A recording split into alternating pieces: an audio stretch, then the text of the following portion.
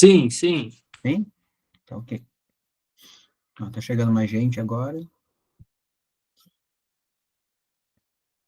Deixa eu ver quem tá aqui com a gente hoje. Vamos lá.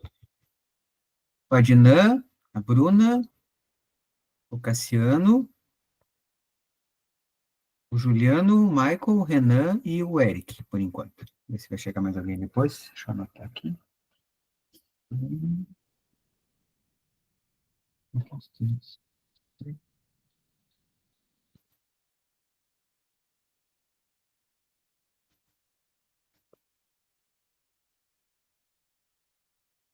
Ok? Então, pessoal, a gente hoje vai falar um pouquinho. Eu botei aqui como aula 5, que é a nossa quinta semana de aula, apesar dos problemas que eu tenho tido, mas a gente está tentando seguir o nosso conteúdo, tá? A gente vai falar um pouco sobre a visão geral do PMBOK. A gente vai, nessa aula, falar da versão anterior, que é a versão 6, e depois, numa outra aula mais adiante, que é uma aula presencial, a gente vai falar da versão mais atual, que é a versão 7, que mudou bastante, tá? Até a versão 6, esse guia, aí alguns chamam guia, alguns chamam framework, é a mesma coisa, tá? Esse guia, ele era organizado por capítulos ou áreas do conhecimento, e definido com uma série de processos. E quem fazia uma prova de certificação, por exemplo, para ser gerente de projetos oficial, uma prova oficial do PMI, tinha que, inclusive, decorar os processos, as entradas, as ferramentas, as saídas. Tinha bastante coisa que tinha que decorar para poder ser um profissional certificado e passar pela prova.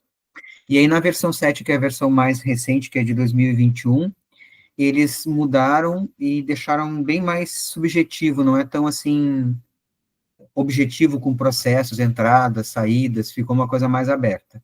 Mas a aula de hoje é para falar do PMBOK até a versão 6, que era um pouco mais fechado, e depois numa outra aula a gente vai falar do PMBOK versão 7, tá?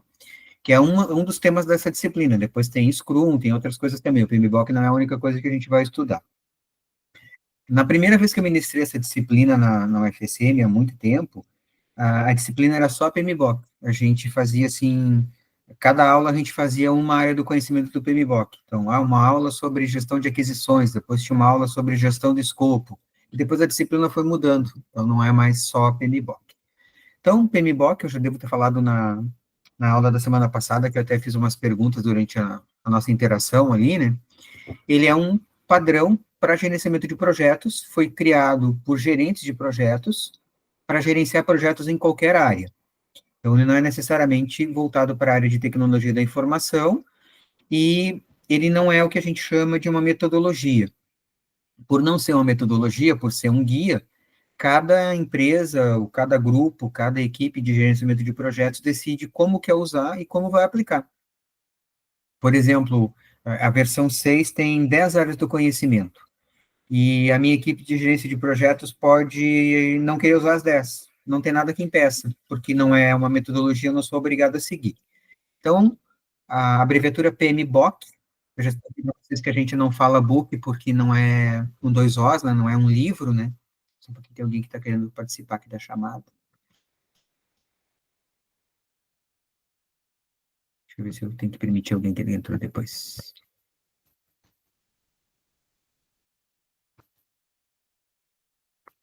Prontinho. Já abri aqui.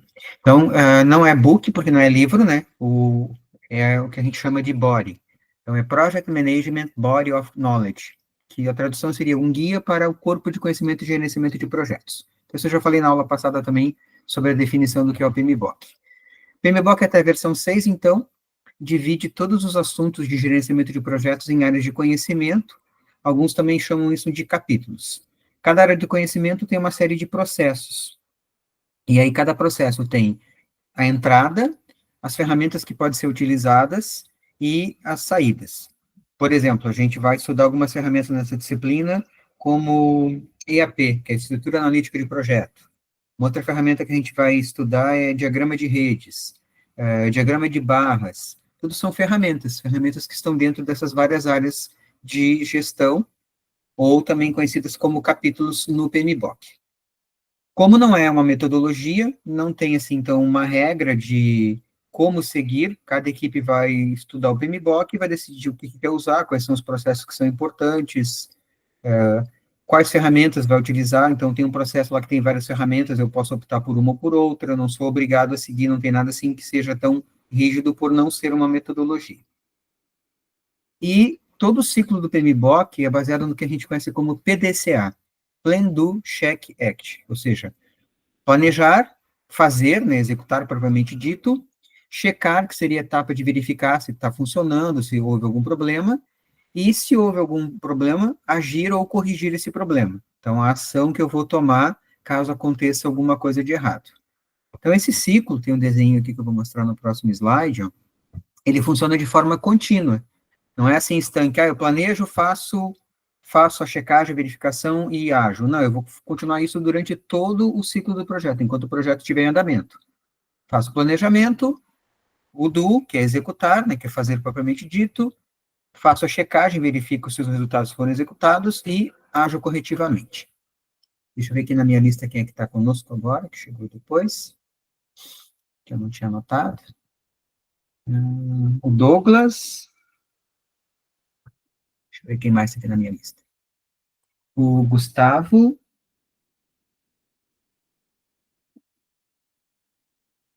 a Larissa e o Leonardo, que não estavam antes. Deixa eu ver se faltou alguém. A Heloísa também não estava antes. Ok, tá? Então, semana passada eu fui fazendo a aula e fazendo umas perguntas para cada um. E hoje eu também fui pensando em algumas perguntinhas para fazer, tá? Eu vou começar em ordem alfabética. Quem puder abrir o áudio, melhor. Se não puder, pode responder ali pelo chat, tá? Eu vou começar ali pela nossa lista pelo Adnan. Tá nos ouvindo, Adnan? Tá, o Adnan respondeu aqui pelo chat. Então, aqui nesse slide, eu estou falando assim sobre a visão geral do PMBOK, que tudo funciona nesse ciclo, né, de planejamento, que é o plan, o do, que é o fazer, checar, e depois agir corretivamente se tiver que resolver algum problema a partir da checagem, né? Isso tudo faz parte do gerenciamento de projetos, e o gerente de projetos faz parte de todas essas etapas. Por exemplo, Adnan, se tu pensar num projeto de desenvolvimento de software, está trabalhando numa equipe que está desenvolvendo um software, um aplicativo, um software qualquer. Que tipo de atividade lá no meu desenvolvimento de software tem a ver com checagem, com verificar resultados, verificar se está funcionando corretamente? O que que tu acha, Dina? Se não souberem, não tem problema, tá? Eu ajudo a responder.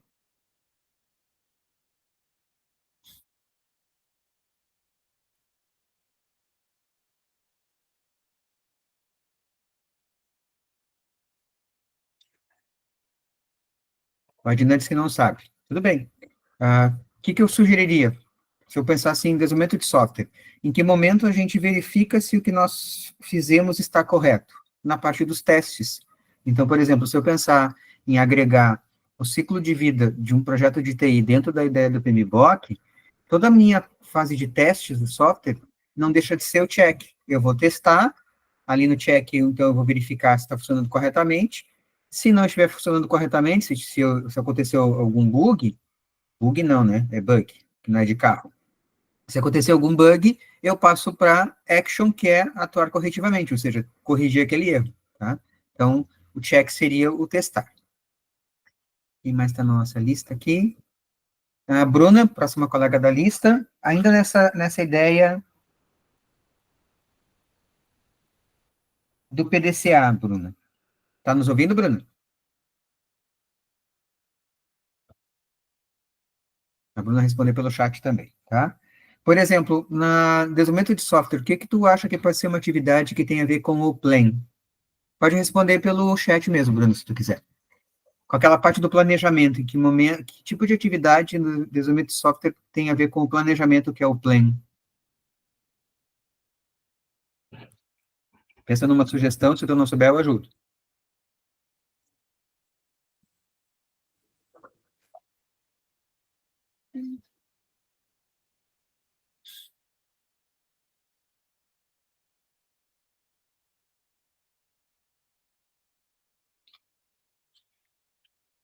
Documento de requisitos. Sim, pode ser, Bruna.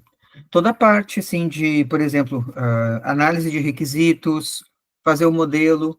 Ah, eu vou fazer a modelagem do banco de dados, diagrama de classes, diagrama de casos de uso. Então, toda essa etapa que não envolve ainda o desenvolvimento, planejar, modelar, conversar com os usuários para entender como é que deve funcionar, planejamento da interface, isso tudo é plan. Estou planejando, não estou ainda colocando a mão na massa efetivamente, né? Estou nessa fase do plan, tá correto. Tá? Vamos ver quem é o nosso próximo colega da lista. O Cassiano. Nos ouve, Cassiano?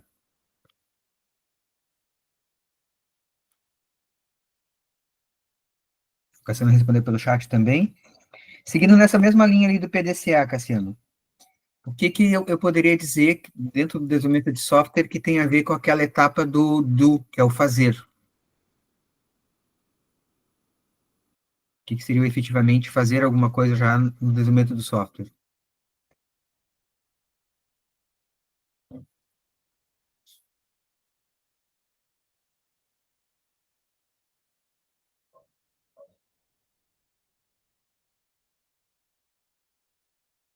Vocês estão demorando que vocês estão procurando no chat GPT, estão procurando no Google.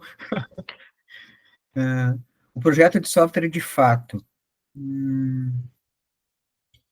Aí eu fico com um pouco de dúvida, Cassiano, porque assim, quando tu fala o projeto do software, eu estou falando de gerenciamento de projetos, né?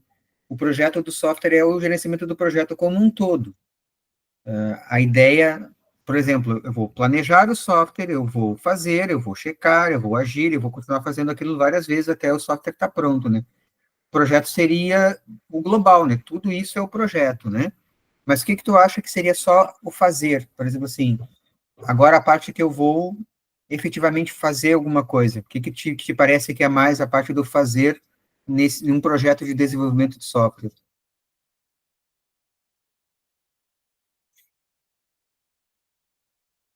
A execução do projeto. Execução em que sentido, Cassiano? Não estou te entendendo.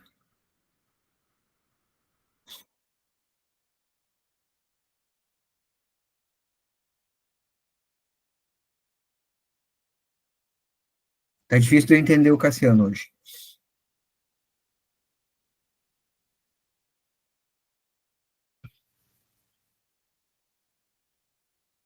Pensa nas etapas do software, o que que tu quer dizer como execução? Por exemplo, fazer a modelagem, começar o desenvolvimento. Sim, uhum, isso, te entendi agora. Sim, por exemplo, desenvolver o software propriamente dito, por exemplo, codificar o software, ou, por exemplo, criar as interfaces, efetivamente criar as interfaces usando uma ferramenta, isso tem muito mais a ver com o do, com o fazer. Então, sim, tá?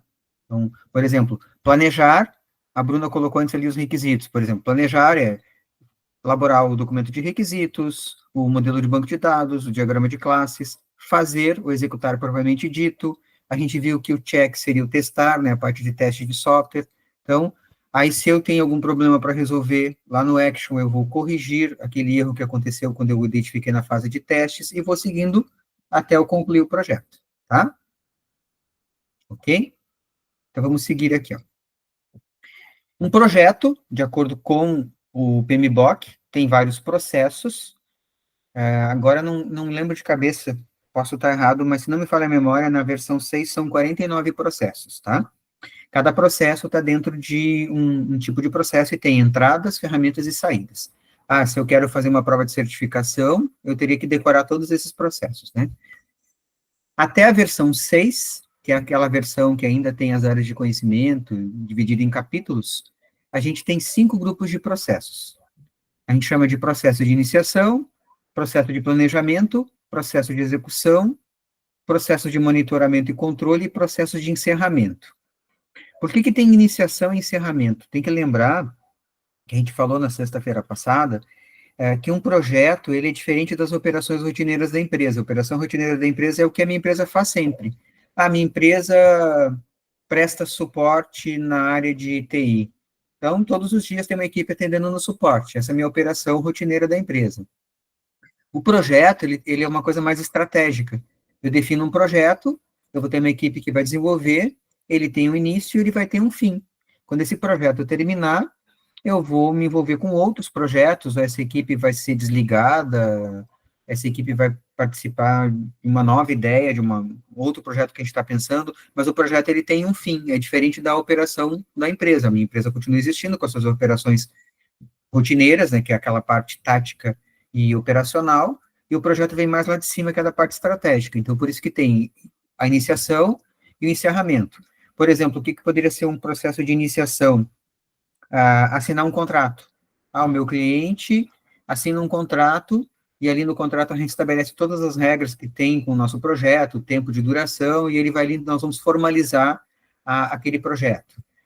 Um encerramento, por exemplo. Eu vou entregar o aplicativo para o meu cliente, vai ter um evento, vai ter um evento de treinamento, onde vão ser chamados todos os usuários, a gente vai apresentar o aplicativo, tem, então, mesmo que depois esse aplicativo vai continuar ainda precisando de modificações, porque vão acontecer coisas que o meu software pode precisar de manutenção, mas tem uma fase em que eu vou entregar ele pronto, né? Essa entrega, que pode ser num evento ou num treinamento, é um processo de encerramento, né? Aí nós temos a parte do planejamento, que é quando o gerente de projetos e a sua equipe estabelece algumas regras, né? Então, vai detalhar o que tem que ser feito, como vai ser feito, em quanto tempo, que entregas vão ser feitas. A execução propriamente dita, né, que é fazer o trabalho, e uma tarefa muito importante do gerente de projetos, né, monitoramento. O gerente de projetos fica o tempo todo monitorando, né, para verificar se está conseguindo fazer as entregas nos prazos previstos, tá? Não só nos prazos, mas de acordo também com a qualidade e outros aspectos que os clientes possam querer. Aí a gente tem, então, essa figura aqui, que mostra esses 5 grupos de processos, tá? Lembrando que isso aqui são os 5 grupos de processos previstos pelo PMBOK, né? Iniciação e encerramento estão fora daquele quadrado central, né? Então, são as fases em que não ocorrem iterativamente, como a gente diz. Então, inicio, depois eu tenho um fechamento do meu projeto, e ali no meio o que pode acontecer de forma simultânea ou iterativa. Planejo, executo, monitoro e faço o controle. Planejo, executo e posso fazendo essas fases várias vezes, tá? Então, fazer algumas perguntinhas sobre essa ideia de processos aqui. Deixa eu ver quem é o próximo colega que está aqui na nossa lista. Eu fui até o Cassiano, agora o Douglas.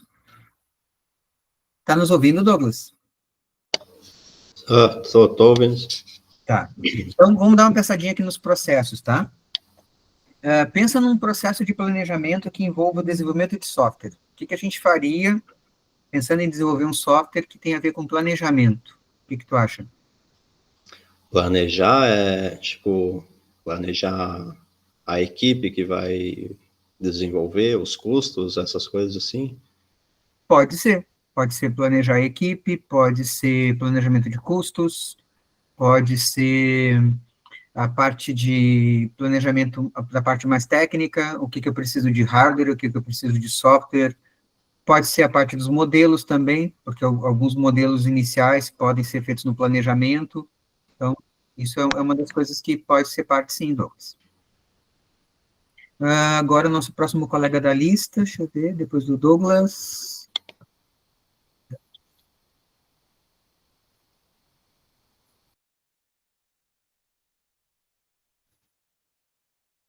O Gustavo, tá nos ouvindo, Gustavo? Opa, tô sim, professor. Oi, Gustavo. Então, nessa mesma ideia ali dos processos, ó, pensando ainda também eu estou tentando pegar o PMBOK, que é para gerenciamento de projetos de qualquer área, e tentar trazer para a ideia da disciplina, que é gerenciamento de projetos de software.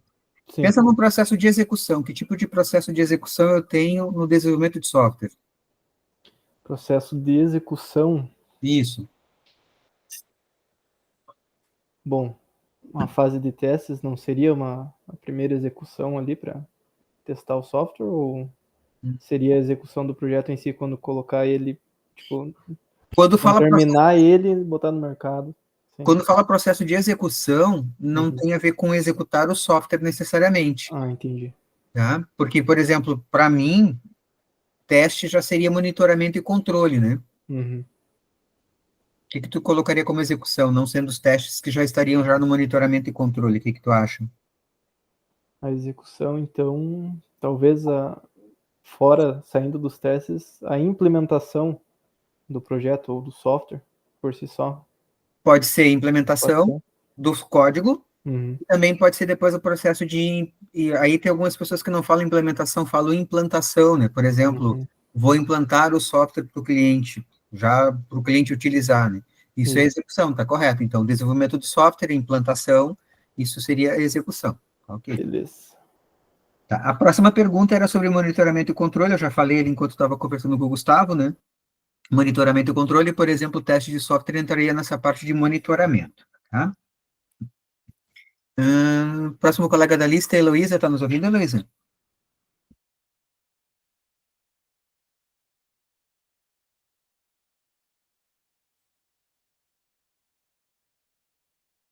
Oi, a Heloísa está aqui no chat, tá? O que poderia ser um processo de encerramento no software, Heloísa? O que tu acha? A Heloísa também está com problema de saúde. Não pode falar, mas pode usar o chat, tá bem, não tem problema. O que tu poderia citar como um processo de encerramento, Heloísa? Pensando em software.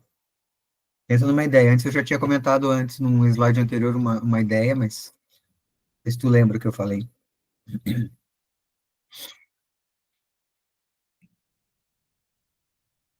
Acredito que seja chegar na parte final do projeto e colocar em execução de fato. Implementar a ideia.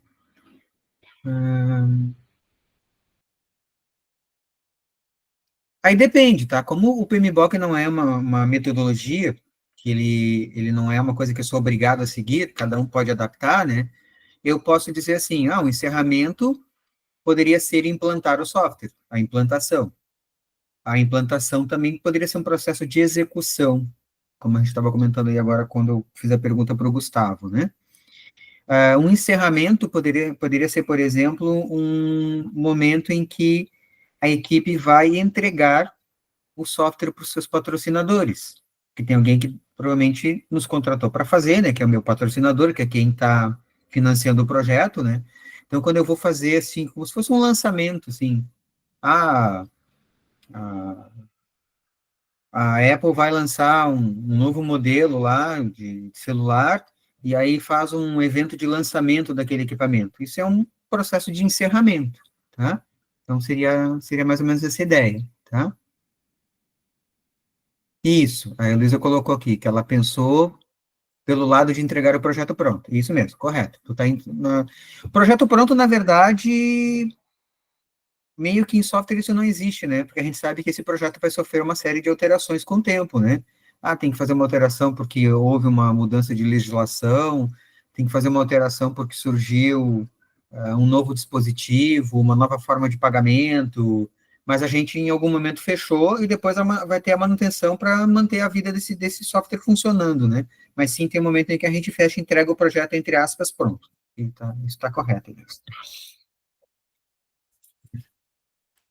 Então, vamos seguir aqui.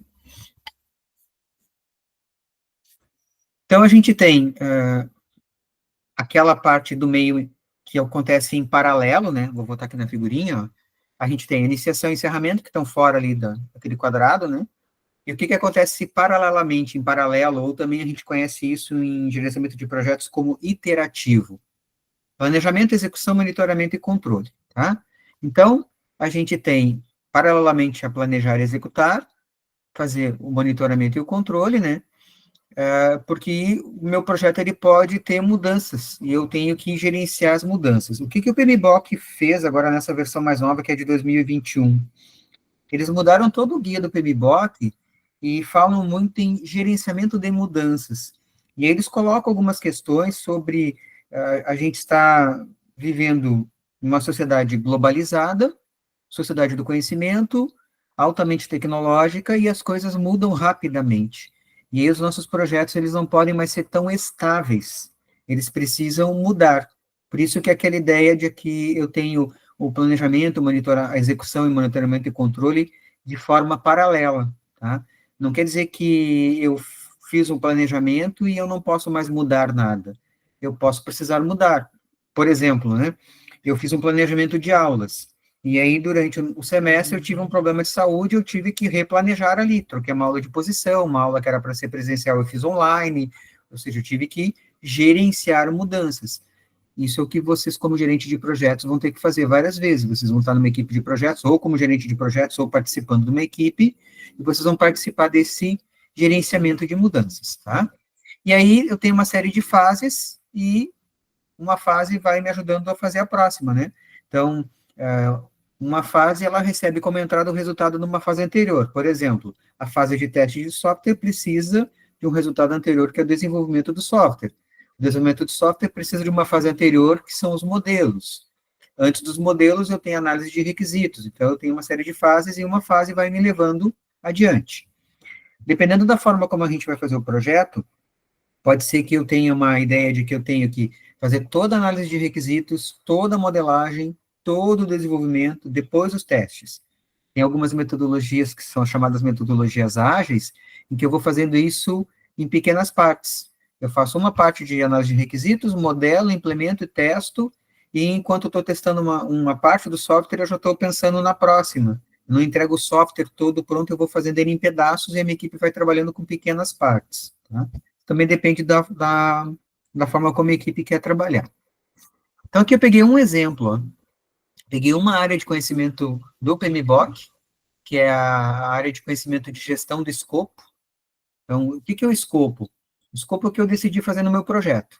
Quando eu vou falar com o meu cliente, o meu patrocinador, aí depende de quem é o meu cliente, né? Eu estou fazendo um projeto para atender a minha empresa, ou estou fazendo um projeto para atender uma empresa de fora, o meu cliente é externo. Então, o cliente pode ser interno, pode ser externo. Mas esse meu cliente que é o meu patrocinador, ele que está pagando para que eu faça. Só que eu não faço o meu projeto só para essa pessoa, né? Eu faço um projeto geralmente para um grupo de usuários, né? Então, eu tenho que atender as expectativas do cliente, que é quem está patrocinando, e dos meus usuários. E eu tenho essa ideia mais ampla chamada escopo. O que eu vou fazer? Por exemplo, vamos supor que eu vou fazer um aplicativo para pagamento, para as pessoas pagarem contas, e tem lá algumas opções, tá? Ele vai poder pagar com boleto, cartão de crédito, e a gente definiu com o cliente que não tem pagamento por Pix. Que hoje em dia seria absurdo, né? Como é que tu vai fazer um aplicativo e não ter pagamento por Pix? Mas vamos supor que a nossa ideia é essa, tá? Fiz o escopo, e aí nós vamos trabalhar com esse aplicativo de pagamentos, e tem as várias opções de pagamento, e não tem pagamento por Pix. Ou seja, quando eu fechar o planejamento com o meu cliente, esse escopo está definido, nós vamos fazer daqui até ali, ou seja, ele vai conseguir enxergar, nesse meu planejamento inicial, desse escopo, o que o projeto vai entregar. Se durante a execução o meu cliente começar a vir numa reunião, por exemplo, e começar a trazer uma série de penduricalhos, aí ele vem numa reunião e diz assim, agora eu quero pagamento por Pix. Aí na outra reunião ele vem e diz assim, agora eu quero que possa pagar com 2 cartões diferentes. Agora eu quero que ele possa pagar com um cartão de débito e outro cartão de crédito. E aí começa a trazer um monte de coisa que não estava previsto. Isso está fora do escopo. Se está fora do escopo, não está dentro do meu planejamento. Daí o tempo que eu previ para fazer e o custo que eu tinha previsto vai estourar com certeza. E aí não dá. Então, a gestão do escopo, ela é bem importante, porque é onde eu vou mostrar para o meu patrocinador, para o meu cliente, o que vai ser feito. E é aquilo ali. Se ele quiser alguma coisa a mais, muda o planejamento. Vai aumentar o tempo, vai aumentar o custo, precisa aumentar a equipe, ele tem que entender que é aquilo que eu vou entregar, tá? Eu vou comprar um carro, aí eu vou lá e olho o modelo. Eu vou comprar, sei lá, um Renault Kwid. Daí tem lá os vários modelos. O modelo XYZ. Esse não tem ar-condicionado. Não tem. Se eu quiser botar ar-condicionado, eu vou comprar um modelo com ar-condicionado e o custo vai ser maior, ou seja, o escopo é outro, tá? Então, o escopo é bem importante. Eu peguei um exemplo aqui para vocês verem como é que o PMBOK detalha. Isso aqui acontece para todas as áreas. Então, escopo, aquisições, custo, tempo, todas as áreas de conhecimento do PMBOK.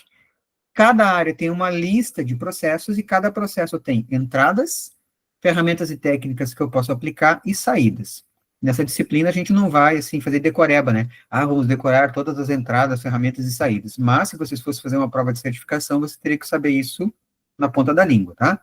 Então, por exemplo, aqui, uma área do conhecimento que é o escopo, um processo específico que é coletar requisitos. Então, como é que eu faço para coletar requisitos dos meus usuários, as pessoas que vão usar o meu projeto, né?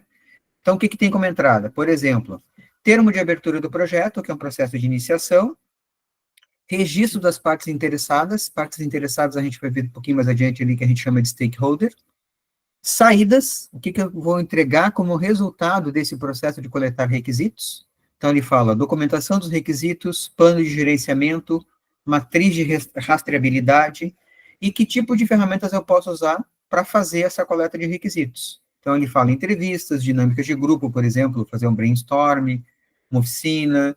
Então, observar as pessoas fazendo o seu trabalho para poder entender como é que elas constroem o seu trabalho. Então, eu tenho de onde vão vir as informações para me ajudar, né, o que está vindo de uma fase anterior, que ferramenta eu posso aplicar para fazer esse processo e que tipo de resultado eu vou entregar. E aí o gerente de processo vai controlar tudo isso aqui, né? Por exemplo, no processo de coletar requisitos, nós vamos entregar um plano de gerenciamento de requisitos e uma matriz de rastreabilidade de requisitos. É o gerente de projetos que vai verificar isso. E daí eu peguei um outro exemplo aqui, para vocês verem, por exemplo, o que seria uma saída. Também pensando nessa mesma ideia, gestão do escopo, eu peguei aquele exemplo que fala ali no slide anterior, ó, que é o último da saída, aqui, ó. Matriz de rastreabilidade dos requisitos. Ó. Um exemplo para vocês verem. Ó. Então, tem um identificador do requisito, uma descrição de onde saiu esse requisito, qual é a prioridade dele, como testar e o status. Então, por exemplo, ali, ó, o identificador 2, ID 2, ó, definição da tela, veio esse requisito do cliente, prioridade para o nosso projeto é 3, como eu vou testar e se está aprovado ou não, tá? Então, isso aqui é um documento que eu teria que colocar todos os requisitos que foram definidos por todas as pessoas interessadas, né, que são as partes interessadas ou stakeholders. Aí a gente coloca qual é o requisito, de onde ele veio, qual é a prioridade, como eu vou testar e se ele já está aprovado ou se está pendente ou não. Essa é uma saída, por exemplo, do processo coletar requisitos. Então, vocês imaginem, né? Eu tenho 10 áreas de conhecimento, 49 diferentes processos, cada processo tem uma série de entradas, ferramentas e saídas. Então, se eu vou gerenciar um projeto grande, eu tenho um grande volume de dados e documentos que eu preciso, de uma certa forma, rastrear e controlar, além do projeto propriamente dito, né? Estou fazendo um software, tem o modelo do software, tem o código propriamente dito, tem os testes, tem a implantação e tem uma série de documentos que o gerente de projetos também vai ter que controlar, tá?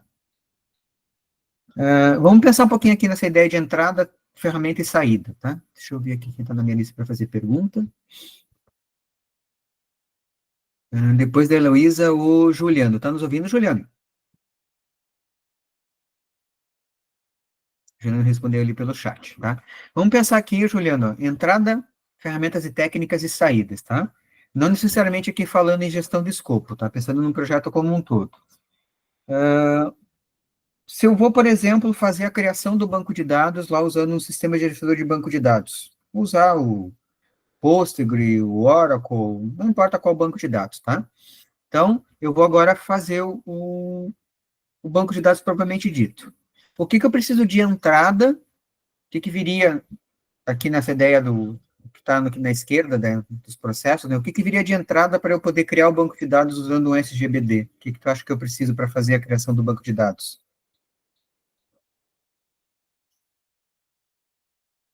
Pensa no que vem antes, né, que seria a fase anterior da criação. Travou bem na hora, tá? Vou explicar de novo. O que viria de entrada para te criar o banco de dados no sistema gerenciador de banco de dados? Tu vais agora, por exemplo, vamos supor que o nosso sistema vai usar Oracle. E agora eu tenho que ir lá no Oracle e efetivamente criar o banco de dados, criar as tabelas, colocar os campos, definir a chave primária, a chave estrangeira. Tem uma fase anterior, que seria a entrada. O que vem de entrada para eu criar o banco de dados no SGBD?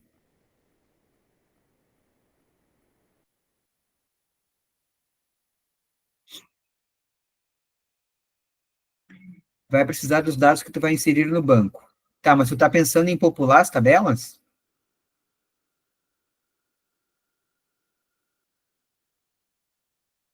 O que tu quer dizer como dados que tu vai inserir no banco, Juliano?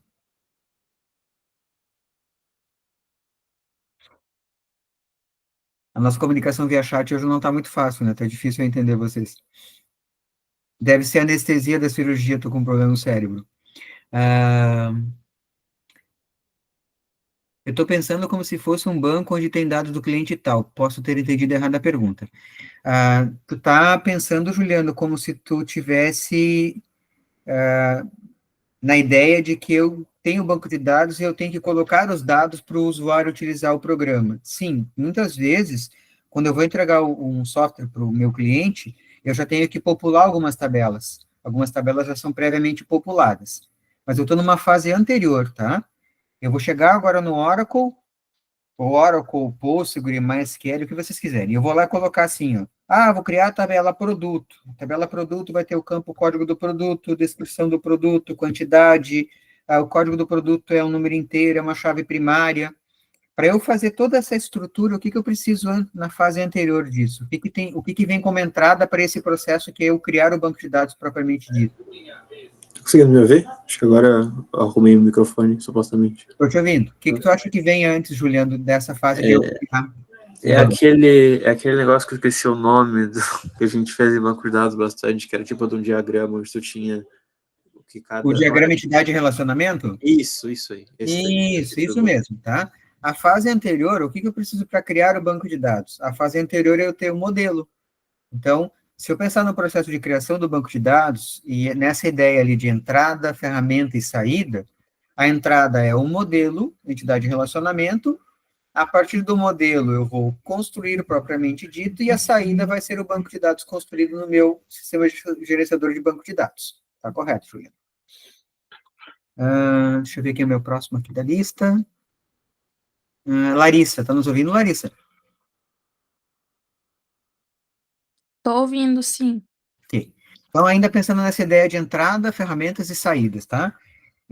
Por exemplo, o que seria uma saída se tu pensasse na modelagem da funcionalidade de um software?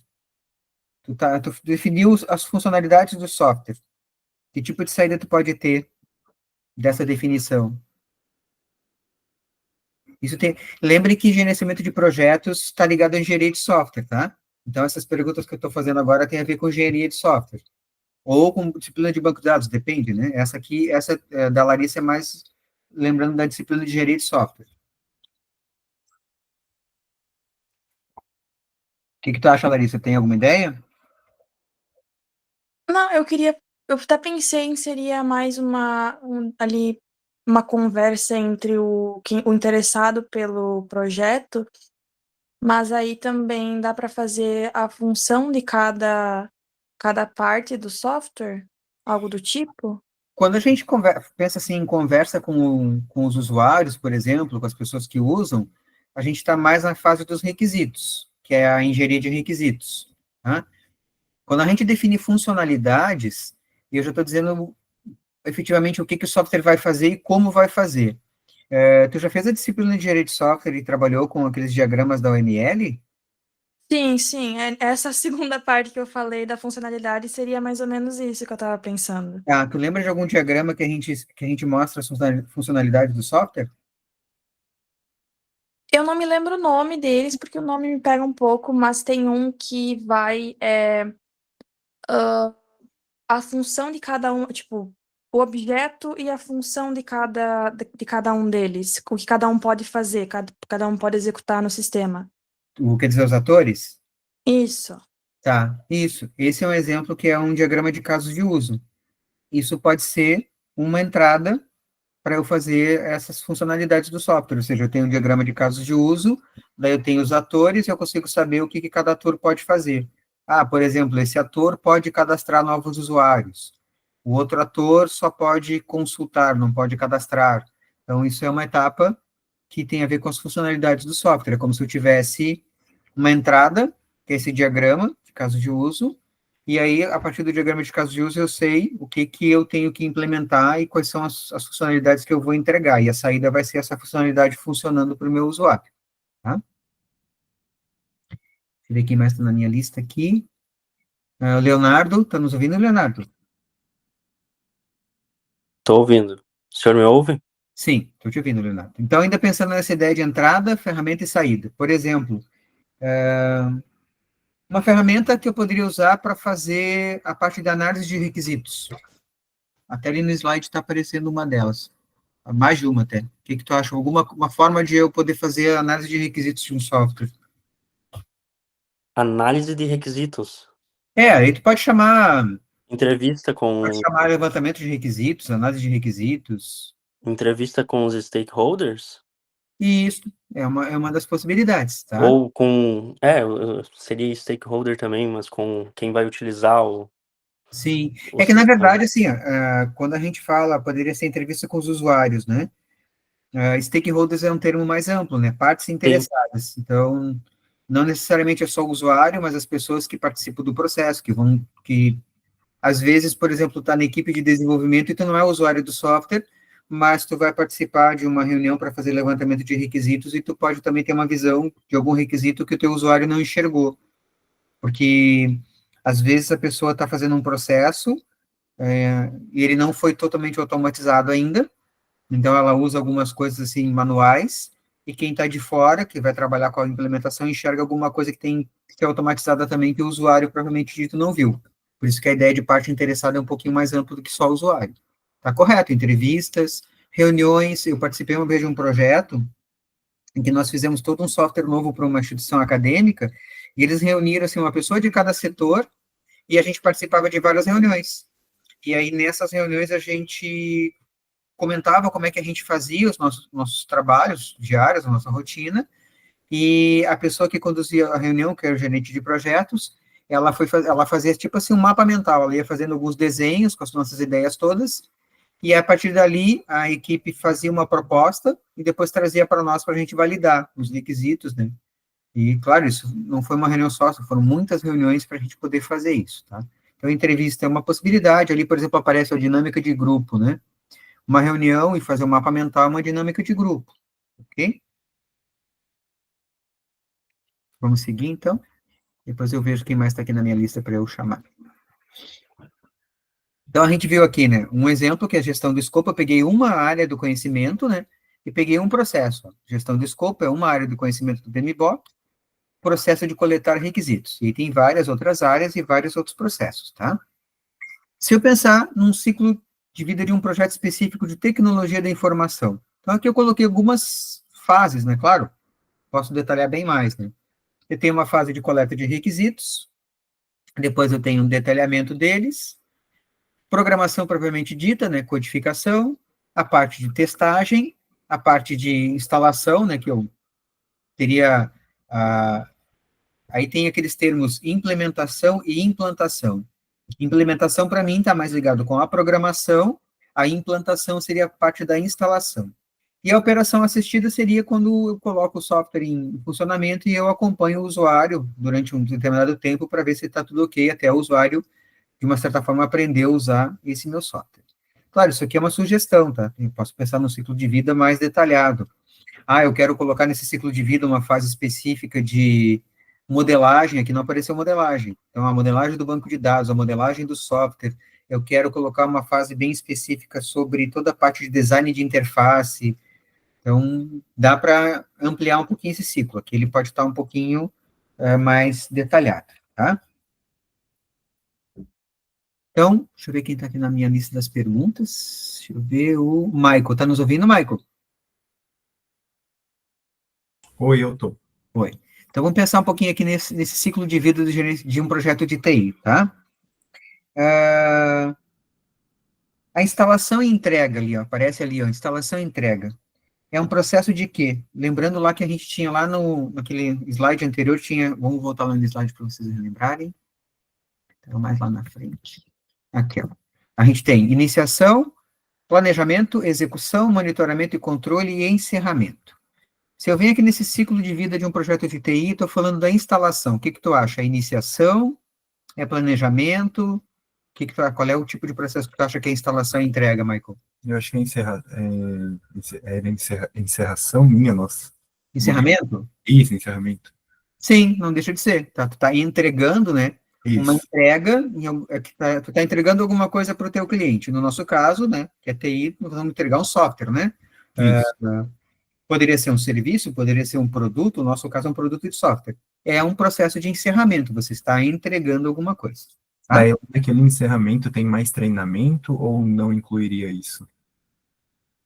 Tipo, o treinamento da ferramenta? Ou como Treinamento, em aí qual assim, etapa seria isso? é um pouco subjetivo, né? Por exemplo, eu poderia pensar que o treinamento está aqui nessa fase de instalação e entrega, mas também poderia estar na operação assistida. Eu acho que, na minha opinião, o treinamento está aqui na instalação e entrega. A operação assistida é mais para observar depois se está tudo correndo bem, né? Um tempo assim como se fosse um tempo de adaptação, né?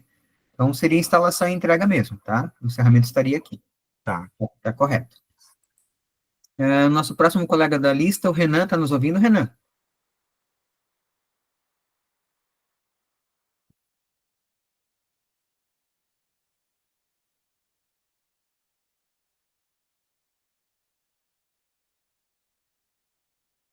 Está nos ouvindo, Renan? O Renan foi tomar café. Opa, oi. Oi, Renan, está nos ouvindo? Sim, sim. Tá, então fazer Só uma... um pouco distraído. Tá, eu achei que tu tinha que tomar um café. É que eu agora, como eu fiz essa cirurgia ali dos rins, eu tô toda hora no banheiro, daqui a pouco eu tenho que ir no banheiro. Então, aqui, ó, vamos pensar ali nessa mesma ideia do ciclo de vida de TI, tá? A operação assistida, o que tu acha? É um processo de quê? É iniciação, é planejamento, é monitoramento e controle, é encerramento? Olha, é monitoramento e controle, porque uma operação assistida meio que tá no nome. Tu vai estar fazendo aquele processo enquanto tu vai estar checando todas as partes dele, não?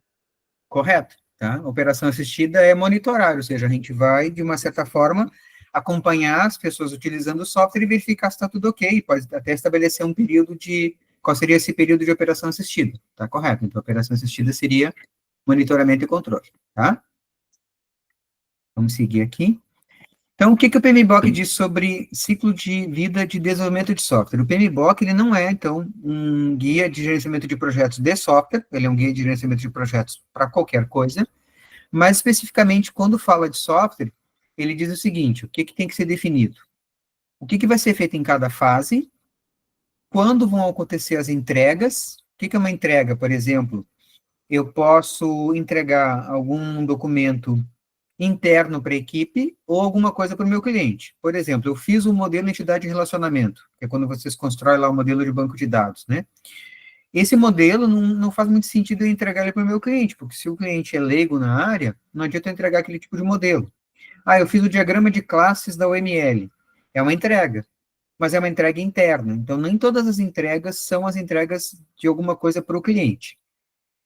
O que é uma entrega para o cliente? Software funcionando. Na metodologia ágil, por exemplo, o Scrum é uma metodologia ágil. Eu vou entregando software funcional e eu vou entregando incrementos. Eu entrego o software, o usuário vai utilizando e depois eu vou incrementando e entregando outras partes. Então, eu tenho uma entrega que é um software funcionando, tá? Então, eu tenho que definir no PMBOK, pensando em software. O que eu vou fazer em cada fase? Quando que eu vou entregar? Tá? E quais são essas entregas? Que pessoas estão envolvidas em cada uma dessas fases? E como é que eu controlo e aprovo cada fase? Terminei a análise de requisitos. Aí vai ter um documento para finalizar os requisitos e tem alguma forma de aprovar. Quem é que vai aprovar? Os stakeholders, por exemplo, o Leonardo ali falou antes sobre as partes interessadas que são os stakeholders. Então vai ter um momento em que a gente vai reunir todos os stakeholders e todo mundo vai bater o martelo concordando com aqueles requisitos. Então isso tudo aqui faz parte do nosso trabalho como gerente de projetos quando eu vou desenvolver um software, tá? O que vai ser feito em cada fase? Quando eu vou entregar, o que eu vou entregar, que pessoas estão envolvidas, e como é que eu vou dando um check, um ok, né, para cada uma dessas fases que a gente foi fazendo. Até a edição de 2008, tá, o PMBOK tinha 9 áreas de conhecimento, ou 9 capítulos. Eu botei eles aqui para vocês verem. Por que a integração está fora daquela linhazinha que fala gerenciamento? Tá? A integração é como se fosse uma gestão que engloba tudo. Eu vou começar a fazer o meu projeto e eu vou ter que apresentar para o meu cliente, para o meu patrocinador, para quem está pagando, um planejamento. Ele tem que ter uma ideia do que é o projeto, né? O que eu vou fazer, quanto vai custar, quanto tempo eu vou levar, qual é a equipe que eu preciso, se tem que contratar algum profissional que a empresa não tem, se eu tenho que comprar algum hardware específico. Isso tudo tem a ver com a integração, tá? Não é uma área como se fosse um pedacinho só. Ele vai englobar todo o projeto. Aí depois, então, eu tenho as divisões, né? Escopo é o que eu vou efetivamente fazer, onde começa, onde termina meu projeto, né? Isto aqui é o projeto. Por exemplo, se eu pensar, vamos pensar em arquitetura, para vocês tentarem fazer uma correlação, né? Quando eu faço lá uma planta e mostro para o meu cliente a planta da casa ou do prédio que eu vou construir, aquilo é o escopo, ele está enxergando ali, essa casa vai ter 3 quartos, 2 banheiros, uma garagem para um carro, aquilo é o escopo. Daí o meu cliente, assim, enquanto eu comecei a fazer a obra já está em andamento, o cliente disse assim, ó, mas eu não quero mais 2 quartos, eu quero 3. Mudou o escopo, tá? Porque daí eu não tinha feito o planejamento para 3 quartos, o planejamento era para 2. Então, não dá, né, para eu aumentar o escopo. Aumentou o escopo, significa que eu vou construir mais, vou levar mais tempo, eu vou gastar mais, eu tenho que ver se tem lugar no terreno, tenho que refazer o planejamento, é uma série de coisas, né? Tempo tem a ver com cronograma, né? Quando vou fazer, o que vou fazer em cada tempo, o que vou entregar em cada tempo. Custo, quanto vai custar. Qualidade, aí depende muito, né? Software tem uma área específica chamada qualidade de software, que vocês vão estudar numa disciplina que é, se não me falha a memória, no 8º semestre, que é qualidade de software, o nome dela. Então, algumas empresas que desenvolvem softwares, inclusive para licitações do governo, precisam comprovar que estão seguindo algum tipo de regra de qualidade para poderem participar de licitações, isso é obrigatório. Recursos humanos ou gestão de pessoas, algumas vezes aparece a palavra recursos humanos, às vezes aparece pessoas. Vocês também têm uma disciplina no curso sobre isso, né, gestão de pessoas. Então, gerenciar a minha equipe, que pessoas eu tenho que contratar, qual é o perfil da equipe, remuneração, benefícios, isso tudo faz parte também da gestão do projeto. Comunicação com o meu cliente, com o meu patrocinador, com as partes interessadas, com a comunidade em geral. Então, se o meu projeto, por exemplo, envolve uma comunidade, eu tenho que explicar o projeto para essas pessoas, explicar como funciona. Por exemplo, agora nas eleições, né? A urna eletrônica tem hardware e software, e o TRE tem que ensinar as pessoas a usarem. E eles fazem campanhas, mostram na TV, tem na internet, vão em alguns lugares para fazer os testes das urnas. Isso tudo é gestão de comunicação, que é levar um pouco do projeto para as pessoas interessadas. No caso das urnas, é a comunidade toda, né? Não é um nicho específico de pessoas para quais eu vou comunicar. Gestão de riscos ou gerenciamento de riscos. Que tipo de risco pode acontecer? Um risco bem comum na área de TI é alguém da equipe ir embora, porque a área de TI tem uma alta rotatividade nas empresas, e daqui a pouco alguém que era uma peça-chave da nossa equipe vai embora. Eu lembro uma vez que eu tinha um aluno que estava fazendo o trabalho de conclusão comigo, e ele trabalhava numa empresa, e essa empresa tinha implantado a área de aplicativos mobile. A empresa não tinha nada mobile ainda, e aí ele foi, então, o responsável por começar a implementar algumas partes do software que essa empresa vendia para dispositivos móveis. E ele conseguiu um emprego em Chapecó. E aí ele, era um emprego que pagava melhor, tudo, e ele decidiu ir embora. E aí ele deixou um buraco na empresa, porque essa área mobile só tinha ele, ou seja, a empresa tinha uma série de pessoas na equipe de desenvolvimento, mas tinha um único funcionário que trabalhava com a área mobile. E ele não tinha ainda compartilhado o conhecimento dessa área com ninguém, ele estava trabalhando sozinho. E quando ele decidiu ir embora, ou o chefe dele bancava o salário que tinha sido proposto lá pela outra empresa, ou ele ia embora e o conhecimento dele ia junto com ele. Então, isso é um risco, por exemplo, né? O risco de alguém da minha equipe, que pode ser uma peça-chave, ir embora no momento em que eu estou fazendo o projeto e eu perco essa pessoa. E gestão de aquisições, o que eu preciso comprar para esse projeto funcionar? Eu preciso comprar um novo software, um novo sistema gerenciador de banco de dados, eu preciso comprar novos servidores, então isso tudo tem que constar também no meu planejamento. Depois, na 5ª edição do PMBOK em 2013, eles incluíram 10 áreas, tá? Eram 9 e incluíram mais uma. E eles chamaram de gerenciamento das partes interessadas, ou stakeholders. Antes, até essa edição, que era de 2008, isso ficava na comunicação. Então, tudo que envolvia parte interessada estava dentro de gestão da comunicação. E aí, como esse PMBOK, ele é construído por uma equipe de gerentes de projetos, os próprios gerentes de projetos acharam por bem separar. Ou seja, a comunicação é uma coisa e gerenciar as partes interessadas não necessariamente está somente dentro da comunicação, ficou como um capítulo à parte. Deixa eu ver quem está aqui na minha lista dos participantes. O Eric está nos ouvindo, Eric? Tô ouvindo sim. Ok? Vamos pensar um pouquinho aqui nessas áreas, tá? Vamos pensar ali, por exemplo, nessa área que foi incluída ali em 2013, que é a 10ª área de conhecimento, o gerenciamento das partes interessadas. Dependendo do material que vocês forem ler, pode aparecer gestão das partes interessadas ou gerenciamento das partes interessadas, é a mesma coisa, tá? Se eu pensar assim, ó, todo semestre vocês fazem rematrícula, né? E, infelizmente, eu não sei se vocês perceberam que a nossa rematrícula ela não é online, né? Vocês fazem a rematrícula ali no portal e leva um tempo para fazer um processamento para vocês verem o resultado dela, porque tem um sistema por trás, que a gente chama de sistema legado, que é o SI. Vocês fazem a rematrícula no portal, aí tem um momento em que o CPD faz uma integração dessa parte online com o SI, que é o sistema legado, e aí depois vocês enxergam o resultado de novo no portal. Então, ele tem uma etapa ali que não seria necessário que se fosse tudo online, né? Não tivesse sistema legado por trás, isso seria bem mais rápido, né? Vamos pensar, então, nesse sistema de matrícula, tá, Eric? Que vocês fazem rematrícula todo semestre. Que tipo de partes interessadas tu vê nesse sistema? Pensa em algumas partes interessadas na rematrícula. Tá, qual tipo de parte que eu vejo no caso, vamos lá. Quem seriam partes interessadas no sistema de rematrícula? O que tu enxerga, assim? O tempo, não sei se necessariamente quem está fazendo a matrícula e de quem está otimizando o sistema. Pensa quando a gente fala parte interessada, Eric, pensa assim, ó. Tu tá na equipe que está fazendo o projeto. Vamos supor que tu está participando lá da equipe de desenvolvimento do CPD e tu faz parte da equipe que desenvolve o sistema de rematrícula. Tu está atendendo pessoas, né? Quem são essas pessoas que tu está atendendo que são as tuas partes interessadas? Não pensa tu como equipe. Pensa nas pessoas Tá, beleza.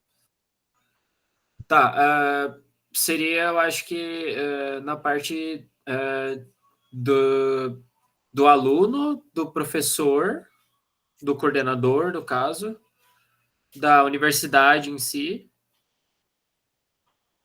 Acho que é isso. Pelo que eu entendi, sabe? Tá correto. Ó. O aluno é uma parte interessada, porque é tu que faz a rematrícula.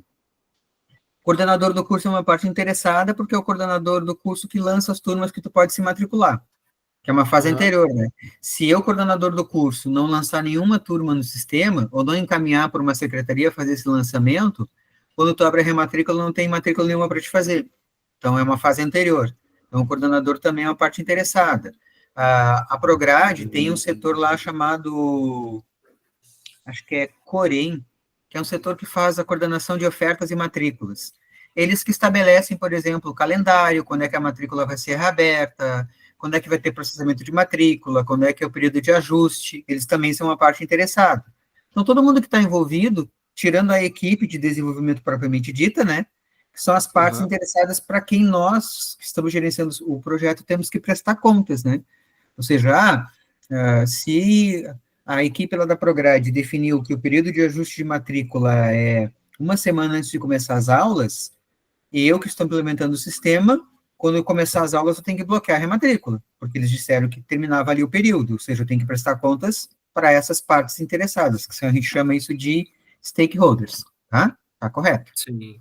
Tá, então no caso passaria por todo o processo, né? Eu veria todo o processo. Tipo assim, todas as pessoas que estão participando desse teu projeto, que podem participar na parametrização, que podem participar como usuários, que podem participar como fornecedores, né? O coordenador é a pessoa que define as disciplinas que vão ser ofertadas, ele é como se fosse um fornecedor, né? Ele também é parte interessada, tá? Se tu for fazer uma mudança, assim, ó, vamos supor que no semestre que vem o CPD decide que o sistema vai ter um jeito diferente de fazer rematrícula, não vai ser mais um processo que a gente fazia antes. Teoricamente, eles não podem fazer isso sem conversar com as partes interessadas. E aí isso tem a ver com partes interessadas e também com comunicação, né? Eu vou ter que avisar todas as partes interessadas que vai ser feita uma modificação. E quem decidiu essa modificação? Daqui a pouco pode ser uma modificação que tem a ver com a legislação, o Ministério da Educação definiu uma nova regra que a gente é obrigado a seguir, por exemplo, tá? Então, eu tenho que também dizer de onde veio essa modificação, quem autorizou, quem está pedindo ou mandando eu fazer essa modificação, e aí envolver as partes interessadas e também fazer as comunicações necessárias, tá? Tá. Pensando aqui, então, nessas áreas de gerenciamento, né? Então, eu sou gerente de projetos, eu vou cuidar de tudo isso, né? Integração, que é o planejamento global, escopo, tempo, custo, qualidade, pessoas, que é recursos humanos, comunicação, riscos, aquisições e partes interessadas.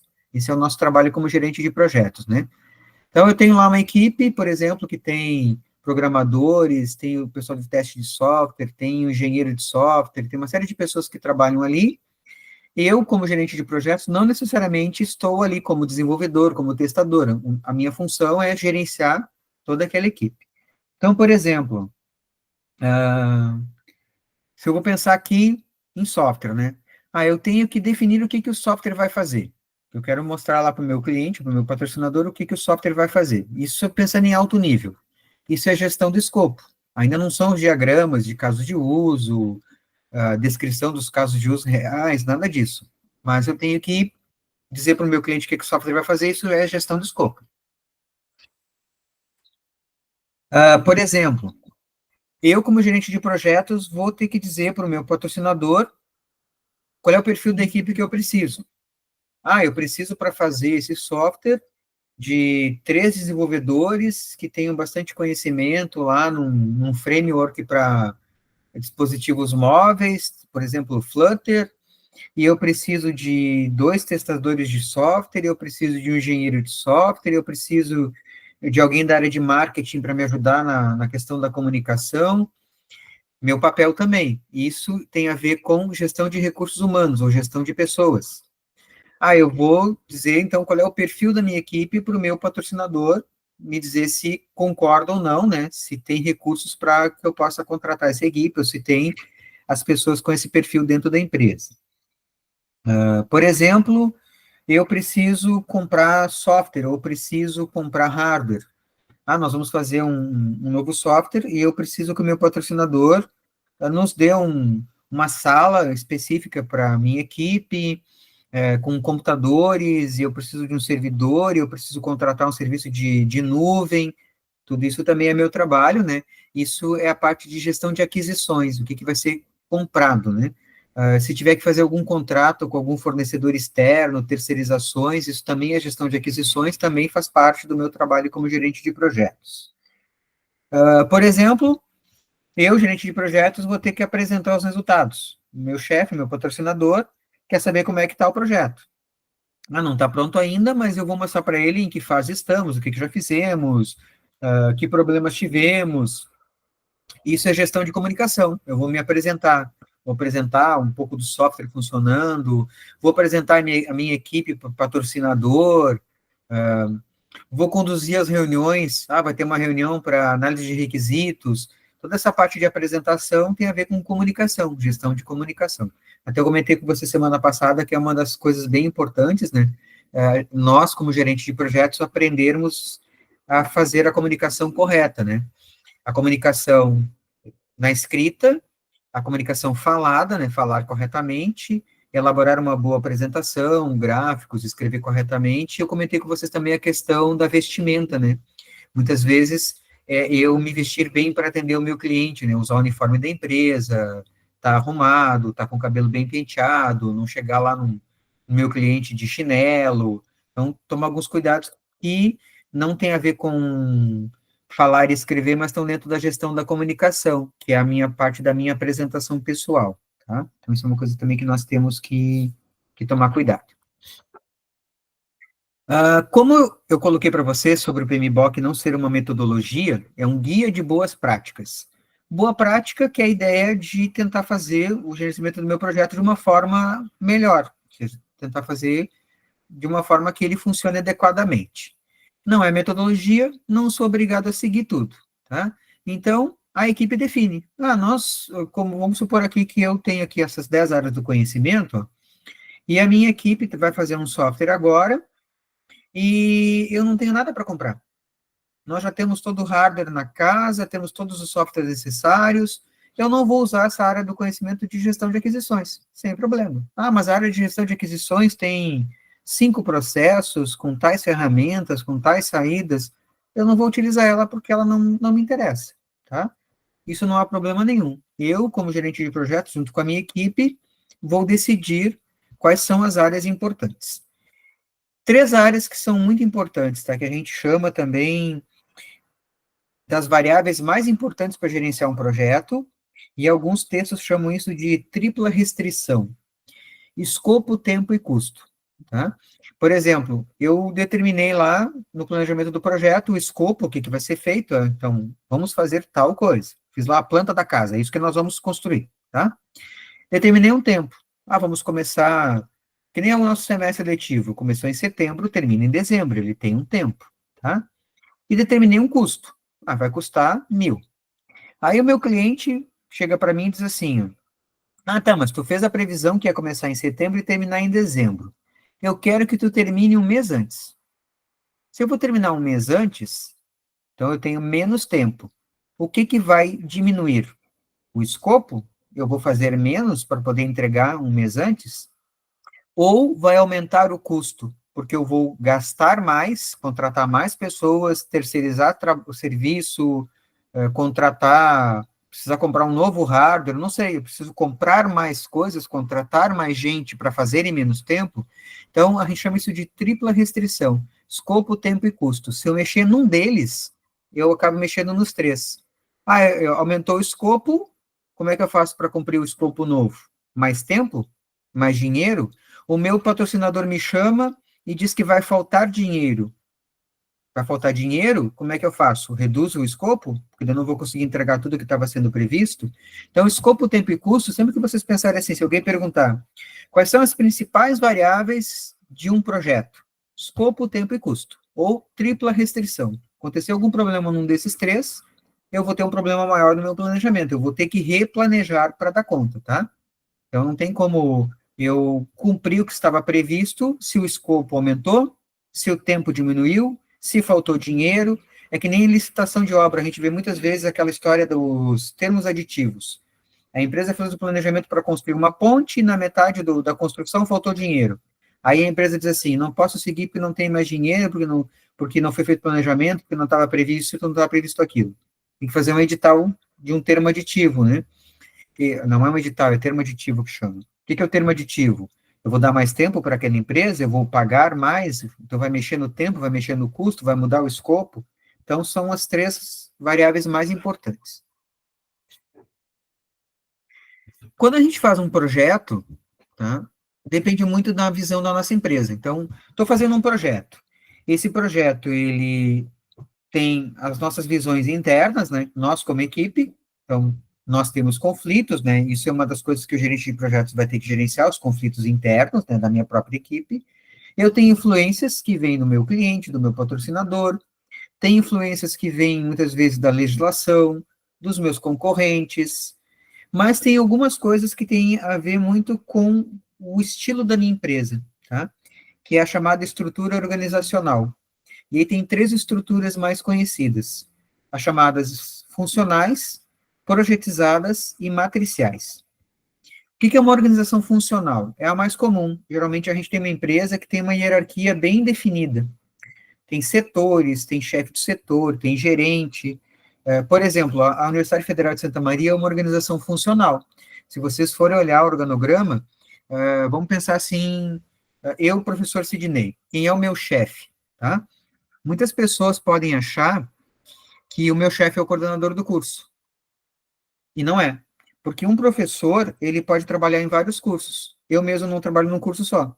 Eu trabalho no curso de Sistemas de Informação, trabalho no curso de Licenciatura em Computação, e eu trabalho no curso de especialização em Gestão de TI. Então, o meu chefe não é o coordenador do curso. Eu tenho um chefe de departamento, que agora, nesse momento, é o professor Guilherme, que não é sempre o mesmo que o chefe vai mudando. Eu mesmo já fui chefe de departamento uma vez. Então, a gente tem uma organização funcional, a gente tem uma estrutura hierárquica e a gente tem as definições, né, de que cada um pode fazer. Então, vamos supor que o professor Sidney quer participar de um evento e vai fazer uma viagem. eu tenho que pedir uma autorização para participar desse evento e para fazer essa viagem. Eu tenho que pedir para o meu chefe de departamento, tá? E aí o chefe de departamento, por exemplo, precisa liberar um carro para eu ir para esse evento, tá? E vamos supor que faltou verba, não tem dinheiro para o carro. Ele vai ter que pedir para o chefe dele. O chefe dele é o diretor do campus. O diretor do campus, por exemplo, tem um chefe que é o reitor, e por aí vai, tá? Se eu tenho dentro dessa organização funcional, que é a estrutura mais comum, que tem departamentos, gerentes, chefes de setores, que é a forma mais comum, assim, quase todas as empresas trabalham dessa forma. O meu gerente de projetos, ele não tem muita autoridade, tá?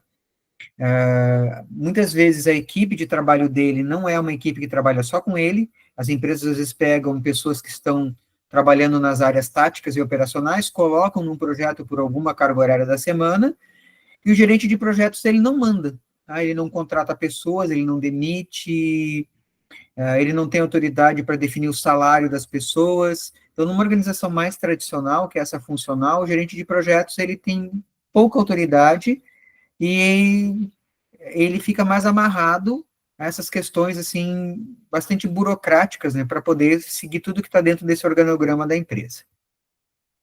Então, algumas características aqui de uma organização funcional, né? Por exemplo, ali, ó, quando é necessário se comunicar com outro departamento, as chefias devem ser consultadas. Vou dar um exemplo para vocês do FSM, tá? Vocês devem ter feito disciplinas de matemática com a professora Patrícia ou com a professora Marisa, por exemplo. Tanto a professora Patrícia quanto a professora Marisa, elas são do Departamento de Engenharia e Tecnologia Ambiental, que é chamado DETA. Elas não são do curso de sistemas e nem do nosso Departamento de Tecnologia da Informação. Então, quando a gente oferta aquela disciplina e precisa que um professor que não é do nosso departamento dê aquela disciplina, a gente tem que consultar o chefe daquele departamento. Não adianta eu dizer assim para a Patrícia, professora Patrícia, a sua disciplina de álgebra linear vai ser na quarta-feira de noite. Não. A gente tem que mandar uma comunicação para o chefe de departamento da professora Patrícia, para que ele diga qual é o professor que vai assumir aquela disciplina, que não precisa ser a Patrícia, ele pode indicar um outro professor, porque quem define isso é o chefe do departamento. Então, quando a organização é muito tradicional, que é funcional, e eu estou gerenciando um projeto, tudo que eu vou fazer eu tenho que pedir para várias pessoas. Então, não adianta pedir só para o meu patrocinador, que é a pessoa que está pagando, o presidente da empresa, o diretor do departamento de TI, não sei quem é que está patrocinando o projeto. Eu vou ter que começar a pedir para diferentes setores, diferentes chefes, e aí isso começa a ficar um pouco complicado, porque muitas vezes tem boicote dentro da própria empresa. Se a empresa quiser boicotar o meu projeto, pode ser que um departamento não queira me ajudar. E aí ele pode não liberar um funcionário para trabalhar comigo, ele pode não liberar um recurso. Então, isso também é bem complicado quando a gente trabalha nessa organização mais tradicional. A organização projetizada é totalmente oposto dessa tradicional. Foco é projeto, tá? E aí, nesse caso, o gerente de projetos é a autoridade. Para quem trabalha com gerenciamento de projetos, isso é a melhor fase, assim, seria o melhor cenário. Ou seja, eu trabalho numa empresa e a empresa desenvolve vários projetos. Eu sou o gerente desse projeto, eu tenho autoridade para desenvolver esse projeto, e aí todas as pessoas, toda a estrutura da empresa vai atender todos os meus pedidos para que o meu projeto possa ser desenvolvido adequadamente, porque o projeto vem lá de cima da pirâmide, né, do planejamento estratégico, eu tenho metas, eu tenho uma estratégia, eu quero, então, atingir alguma coisa, e esse projeto vai me ajudar a atingir isso. E aí eu trabalho numa empresa projetizada, eu tenho mais recursos para fazer isso, tá? Qual é o problema de trabalhar numa operação projetizada? Lembrem que o projeto tem início e tem fim. Não é a minha operação diária da empresa. O projeto ele vai terminar. Quando o projeto termina, o que eu faço com a equipe? Que é a grande dificuldade, tá? Tem outro projeto para eu alocar essa equipe, ou o projeto termina e as pessoas todas vão ser dispensadas desse projeto? Vou dar um exemplo para vocês quando a gente trabalha com consultoria. Geralmente um consultor, ele é alguém de fora da empresa que vai na empresa fazer uma determinada atividade. Quando aquela consultoria dele acaba, ele vai embora.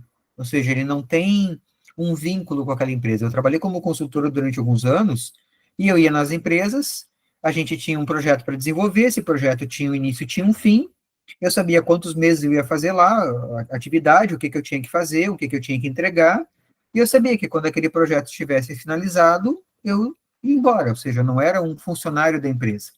As pessoas lá da parte tática e operacional, que faziam a empresa funcionar, continuavam lá, mas o consultor vinha fazer a sua atividade, como se fosse um gerente de projetos, e depois, no final, ia embora, tá? Então, esse é um problema de uma organização projetizada. A funcional, que é muito tradicional, deixa o gerente de projetos muito amarrado. A projetizada, que deixa o gerente de projetos numa posição de mais destaque, né, de maior autoridade, deixa ele muito frágil, porque quando o projeto termina, minha equipe pode não ter mais o que fazer e eu tenho que dispensar essa equipe. Tá? Então, organização projetizada, né? Grande desvantagem, realocar os membros das equipes quando terminar o projeto. E aí tem o meio termo. Tá? O que é meio termo? Não é nem funcional, que é aquela muito tradicional, e nem a projetizada, que seria já uma ideia mais avançada, né? Só trabalhar com projetos. Eu tenho um pouco de funcional e um pouco de projetizada, mas a prioridade é atender os projetos. Por que a prioridade é atender projeto? Porque o projeto vem lá do planejamento estratégico. Então, semana passada eu mostrei de novo aquela pirâmide que a gente estuda lá no primeiro semestre, quando vocês têm aula comigo de sistemas de informação, né? E a gente vê muitas vezes aquela pirâmide, né? Lá embaixo a gente tem o sistema de processamento de transações, no meio a gente tem o SIG e o SAD, lá em cima os sistemas de informações estratégicas. Os projetos vêm lá de cima da pirâmide, são estratégicos. Eu tenho um projeto de desenvolver um novo aplicativo, e esse aplicativo vai render lucros, vai me gerar competitividade com as outras empresas, com os meus concorrentes. Então, a empresa tem uma visão nessa organização matricial, mesmo tendo todo um organograma funcional de departamentos, chefes, diretores, seja como é esse organograma, mas o projeto tem prioridade. E aí, eu, gerente de projetos, mesmo não sendo uma organização projetizada, tenho autoridade para fazer e chegar no resultado desse meu projeto, tá? Então, uma organização matricial, como eu trabalho uma mistura, né, da funcional e da projetizada, é como se eu tivesse dois chefes, tá? O chefe, que é o gerente de projetos, e o chefe, que é o meu chefe funcional, né? Por exemplo, o Sidney tem um chefe que é o chefe de departamento. E aí eu estou participando de um projeto, tá? Vou dar um exemplo agora que a gente está participando esse ano do ENAD, tá? O ENAD é aquele exame que os alunos que estão concluindo o curso têm que fazer. A cada ano, uma lista de cursos entra no ENAD. Esse ano entrou a licenciatura em computação, sistemas de informação não entrou. E aí eu sou coordenador do curso de licenciatura em computação.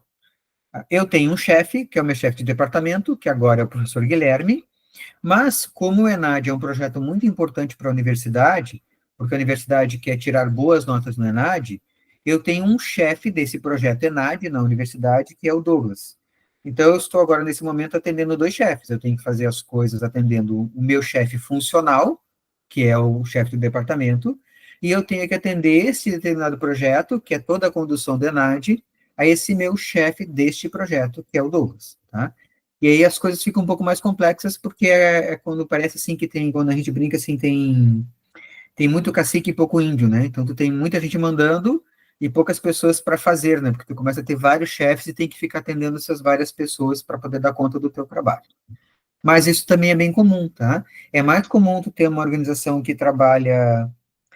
Quais são as mais comuns, né? Funcional, que é a bem tradicional, e a matricial, a só projetizada, que não é tão comum. Tá? Trabalhar só com projetos não é o mais comum, porque é uma ideia de depender do projeto. Por exemplo, vou dar um exemplo aqui de um tipo de empresa que trabalha muito com projetos, que é uma organização projetizada. Um escritório de engenharia e arquitetura. Eles trabalham por projetos. Eles atendem um cliente, fazem uma obra, fazem uma reforma, e quando aquela obra acaba, eles vão embora daquela obra. E aí, se eles não têm outra obra para fazer, eles não têm onde colocar aquela equipe deles de trabalho. É uma organização totalmente projetizada. Então, pessoas que trabalham em um escritório de arquitetura trabalham geralmente só com um determinado projeto, o projeto acabou, se não tem outro projeto para fazer, eles não têm dinheiro para se manter, porque eles não têm quem atender, tá? Então, se eu trabalhar nessa ideia de uma organização matricial, né, que é essa do meio termo, que mistura o projeto com o funcional, eu, gerente de projetos, posso ser um expedidor de projetos, se a gente chamar isso de uma organização matricial fraca, eu trabalho mais como um assistente, não tenho tanta autoridade assim. Posso ser um coordenador de projetos, quando a organização estiver num meio termo, que é chamado de balanceada. Eu teria o mesmo nível de poder do gerente funcional. O funcional é aquele que fica no meio da pirâmide, né, que é aquela parte que a gente chama de parte tática. E eu posso ter também um nível de poder um pouco maior, né, que seria uma organização matricial forte, que eu sou o gerente de projetos com um poder maior do que o gerente lá da parte funcional, que é o tático. Então, organização matricial, eu posso, então, ser matricial fraca, expedidor, matricial balanceada, que seria o meio termo, coordenador, e a matricial forte, o gerente de projetos manda mais do que o gerente tático, que é o gerente funcional. Tá? Questão das partes interessadas, quando a gente estava falando ali da análise de requisitos, depois, quando eu fiz aquela pergunta para o Eric também, a gente falou sobre partes interessadas, né, que são os stakeholders. Stakeholders são partes importantes para a gente gerenciar como gerente de projetos. Claro, quando eu falo sobre software, a gente não tem, às vezes, alguns problemas que a gente pode ter quando eu vou fazer um trabalho que envolve a comunidade. Daí eu tenho muitas pessoas para gerenciar. Mas dentro da empresa eu posso ter problemas com alguns stakeholders. Quando eu vou, por exemplo, implantar um software, e esse software vai mudar um pouco a rotina de trabalho da pessoa. Então, tem uma pessoa que trabalha numa empresa, que é chefe de um setor, que trabalha há muitos anos num determinado local, e agora a gente vai implantar um software e vai ter que modificar um pouco da rotina de trabalho dessa pessoa para poder fazer essa implantação desse software. E essa pessoa pode começar a jogar contra, ela não quer mudar a sua rotina de trabalho, ela não quer fazer modificações, ela vai boicotar o projeto, ela não quer participar das reuniões. Então, gerenciar essas partes interessadas é bem importante, né, que são nossos chamados stakeholders. Ou seja, eu vou fazer uma modificação, eu comentei ali antes, quando a gente estava falando ali sobre o sistema de matrícula com o Eric, né, agora vai ter uma mudança no sistema de matrícula. O CPD, se for fazer um gerenciamento correto das partes interessadas, não pode fazer essa modificação sem antes falar com as partes interessadas, ou seja, falar com os coordenadores de curso, com o setor lá da Prograde que oferta disciplinas, avisar os alunos, explicar por que vai ter que ser feita a modificação, se essa modificação é obrigatória, porque às vezes a universidade ela recebe uma legislação do MEC que ela tem que cumprir, daí não adianta eu dizer assim, ó, eu modifiquei porque quis. Não, mas eu vou ter que explicar para as partes interessadas por que essa modificação tem que ser feita, por que ela é importante, por que ela vai ser feita desta forma.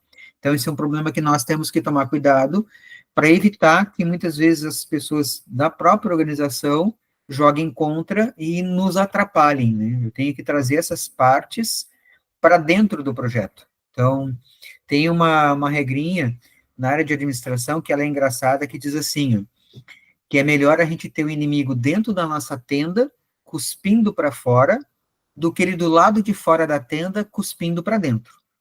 Então, essa é a ideia de trazer a parte interessada para próximo de mim, tá? Mesmo que seja uma pessoa que não concorde com aquele novo software, com aquele novo processo, com aquele novo aplicativo, com aquele novo jeito de fazer as coisas, eu vou trazer lá para dentro do projeto, para ela também dar as suas opiniões, para a gente ouvi-la, e para a gente mostrar em algum determinado momento o que não dá para fazer, porque às vezes o usuário também quer fazer alguma coisa que não é possível, e a gente tem que chegar num entendimento, né? Então, seria mais ou menos essa ideia dessa historinha que eu contei para vocês. Eu trago o inimigo para dentro da minha tenda para que ele cuspa aqui, que ele não fique cuspindo lá de fora na gente, né? Então, ele vai cuspir para fora, não de fora para dentro da tenda.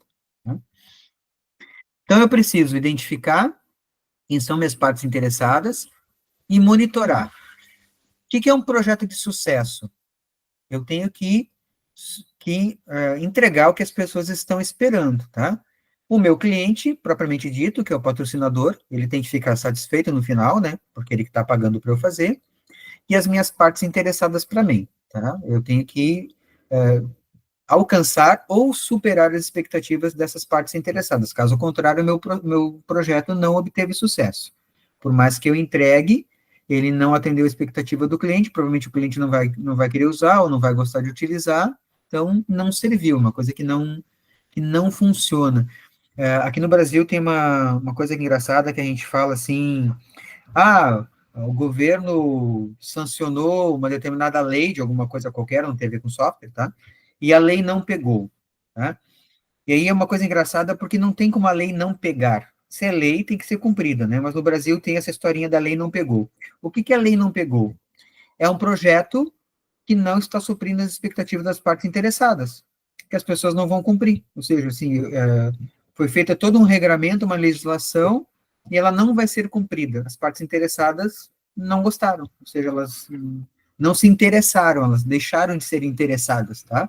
Então, esse é um problema que a gente tem que tomar bastante cuidado, porque o meu patrocinador, que é a pessoa que está pagando para eu fazer o projeto, que é um projeto que gere lucro, que coloque a empresa em evidência, que mostra que a empresa é competitiva, que ofereça um serviço melhor do que o meu concorrente, então o projeto tem que ter sucesso e as partes interessadas têm que se interessar efetivamente por ele, tá? Partes interessadas, então que eu coloquei algumas, tá? Patrocinador, que é quem paga o meu projeto, né? O diretor-presidente, o dono da empresa, quem está efetivamente patrocinando, o meu cliente, se é um cliente interno, se é um cliente externo, se estou fazendo alguma aplicação de software para uma empresa de fora, eu, como gerente de projeto, sou parte interessada, a equipe que está trabalhando comigo, aí dependendo do tipo de projeto, né, a software os meus usuários, mas tem projetos que podem envolver a vizinhança, governo, eu vou instalar uma nova indústria num local, envolve a cidade, envolve os vizinhos, envolve os bairros próximos, então, daqui a pouco, dependendo do tipo de projeto, as partes interessadas são bem mais amplas do que só nossa visão de TI, né? Na minha visão de TI é quem está me pagando e o usuário que vai utilizar o meu software. Eu não enxergo muito mais do que isso, mas daqui a pouco eu tenho um projeto que tem uma parte interessada que envolve um grupo bem maior de pessoas, tá? Aí a gente vai estudar, depois disso a gente vai fazer na aula presencial para eu poder fazer com vocês passo a passo, né? Alguns diagramas são ferramentas para a gente poder já pensar em como é que eu vou definir quais são as atividades que eu vou ter dentro do meu projeto de software e como é que eu vou sequenciar essas atividades. Eu vou ter análise de requisitos, eu vou fazer modelagem do banco de dados, vou fazer o diagrama de interface, vou fazer diagrama de casos de uso, vou fazer a codificação, vou fazer os testes, vou fazer a implantação, e aí eu vou colocar, então, isso tudo numa forma que eu consiga documentar e monitorar, porque o nosso trabalho principal do gerente de projetos também é monitorar. E a gente vai trabalhar com alguns diagramas, e eu vou mostrar aqui para vocês alguns que a gente vai fazer depois na prática nas próximas aulas, tá? Esse aqui é um diagrama chamado diagrama de redes. Aqui ele tem ó, um T, que é de tarefa, e o M, que é de marco. A gente pode fazer ele mais complexo, com tarefas e marcos, e a gente pode fazer ele um pouquinho mais simplificado só com as tarefas. Então, aqui, claro, não está dizendo o que é a tarefa, né? Ó, T1, T2, T3, T4, que é tarefa 1, tarefa 2, M1, marco 1, M2, marco 2, M3, marco 3. O que é uma tarefa? Por exemplo, realizar uma reunião com as partes interessadas para coletar requisitos. É uma tarefa. O que pode ser um marco? Um documento com os requisitos, tá? Eu vou ter um documento formal onde vão aparecer todos os requisitos. Antes eu mostrei ali aquela matriz de rastreabilidade de requisitos, é um marco. Entregar uma parte do software funcionando para o meu cliente, também é um marco. Teste de software, é uma tarefa. Então, a gente vai sequenciar. O que é esse diagrama de redes? Essas linhas que tem aqui, ó, elas estão ligando uma tarefa na outra. Então, o que tem aqui? Ó? Por exemplo, a início, ó, tarefa 1, que é o T1, a tarefa 2 e a tarefa 4, elas estão iniciando juntas, ó. Elas estão todas ligadas no início. Elas iniciam simultaneamente. Por exemplo, vou começar o meu projeto e eu vou fazer análise de requisitos, e enquanto a gente está fazendo análise de requisitos, que é a tarefa 1, tem uma outra parte da minha equipe fazendo a tarefa 2, que é estudar bibliotecas para o desenvolvimento do software que a gente vai fazer. E estudar essas bibliotecas não dependem da análise de requisitos, que é a tarefa 1. Então, elas podem ser feitas simultaneamente. Mas quem é que decide que tarefa vai ser feita em que momento e se elas são simultâneas ou não? Nós, como equipe do projeto, que vamos decidir. Claro que a gente tem que entender que algumas coisas não dá, né? Por exemplo, eu não vou disparar a tarefa de teste de software se eu não tiver feito a tarefa anterior, que é fazer a codificação do software. Mas eu vou e codificando um pedaço e testando ao mesmo tempo. Daí, no meu entendimento, codificar e testar pode ser simultâneo. Tudo bem, se eu, como equipe, decidir que a gente vai implementando pequenas partes, já vai testando essas pequenas partes, beleza. Agora, se eu vou pensar em que eu quero terminar todo o software para depois testar, primeiro desenvolvo, depois testo, daí tem uma sequência entre as atividades. Mas isso aqui tudo é uma coisa que a gente vai fazer dependendo da nossa ideia de equipe, tá? Isso aqui não é uma coisa estática, que vai ser sempre igual, a equipe que vai decidir. Aí tem um outro diagrama que a gente vai aprender a fazer também, que depende desse de redes, que a gente chama de diagrama de barras, onde a gente coloca todas as tarefas ou atividades que a gente vai fazer. Isso aqui também é conhecido como histograma. E a gente coloca o tempo ali, ó, tem a tarefa 1, T1, T2, T3, T4, pode ser análise de requisitos, design de interface, modelagem do banco de dados, todas as tarefas que nós vamos desenvolver, e depois as colunas tem ali, 1, 2, 3, 4. O que é esse 1, 2, 3, 4? É a métrica que a gente vai usar. Nós vamos dividir as tarefas em dias, em horas, em quinzenas, em semanas, em meses. Por exemplo, quando a gente for estudar metodologias ágeis, a gente vai ver lá que a gente divide as tarefas em sprints. E geralmente os sprints têm 15 dias. Então eu poderia dizer que esse 1 seria primeira quinzena, 2, duas quinzenas, 3, terceira quinzena, 3 quinzenas. Então essa métrica também é definida por nós, a nossa equipe de gerenciamento de projetos que vai dizer. Que métrica vamos usar? Vamos fazer um diagrama de barras em horas, em dias, em quinzenas, em meses, a métrica que nós acharmos mais adequada. E aqui nesse diagrama, a gente consegue ver também o que está sendo feito simultaneamente. Por exemplo, ali, ó, deixa eu olhar aqui, ó. 1, 2, 3, 4, 5, 6, 7, 8. Ali, ó, no 9, ó, na coluna 9, ó, está pintado de vermelho a tarefa 2, a linha da tarefa 3, o T3, a linha da tarefa 4, a linha da 6 e a linha da 7. O que significa isso? É que no momento 9, ó, pode ser o dia 9, a nona quinzena, o nono mês, não sei porque aqui não disse qual é a métrica, né? Eu tenho, ó, 5 atividades acontecendo simultaneamente. Ó. Esse diagrama me permite ver essa questão da parte do que é simultâneo. Isso é interessante para ver o que está acontecendo em paralelo. Aqui um outro exemplo, né? Aí pensando um pouquinho já na nossa ideia, assim, acadêmica, né? Eu estou fazendo um projeto de pesquisa, um projeto de ensino, meu trabalho de conclusão de curso, e eu criei um cronograma. E está nesse modelo ali de histograma, né? Onde eu tenho ali os dias e o que eu vou fazer em cada dia. A definição do escopo, pesquisa bibliográfica, texto preliminar, digitação, desenho. Então, eu criei um cronograma aqui do meu projeto, onde aparecem as atividades do meu projeto acadêmico, né? Aqui nesse anterior, eu não tenho aqui qual é a atividade. Mas eu posso fazer um documento depois, né, logo depois desse histograma, onde eu detalho. O que é T1? T1 é análise de requisitos. T2, o T2 é design de interface.